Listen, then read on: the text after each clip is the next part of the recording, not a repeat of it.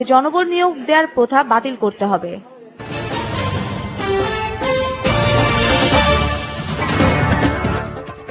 কোনো শর্ত ছাড়াই বাংলাদেশকে প্রয়োজনীয় বিদ্যুৎ দেবে ভারত, জানালেন বিদ্যুৎ প্রতিমন্ত্রী নসরুল হামিদ। বিকেলে ধানমন্ডিতে এক অনুষ্ঠান শেষে সাংবাদিকদের প্রশ্নের জবাবে তিনি একথা বলেন। বিদ্যুৎ দেওয়ার সাথে ভারতকে বাংলাদেশের বন্দর ব্যবহার ও ট্রানজিট দেওয়ার কোনো সম্পর্ক নেই বলেও জানান প্রতিমন্ত্রী।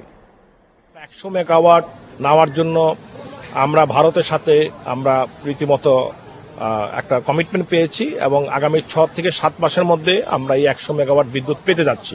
কেবল তাই নয়, আমরা আরো 100 মেগাওয়াট নেওয়ার জন্য আমরা আবেদন করেছি তাদের কাছে, এবং সে ব্যাপারেও ভারতের প্রধানমন্ত্রী উনি কথা দিয়েছেন যে পরিমাণ বিদ্যুৎ বাংলাদেশের দরকার সে পরিমাণ বিদ্যুৎই তাদেরকে দেওয়া হবে।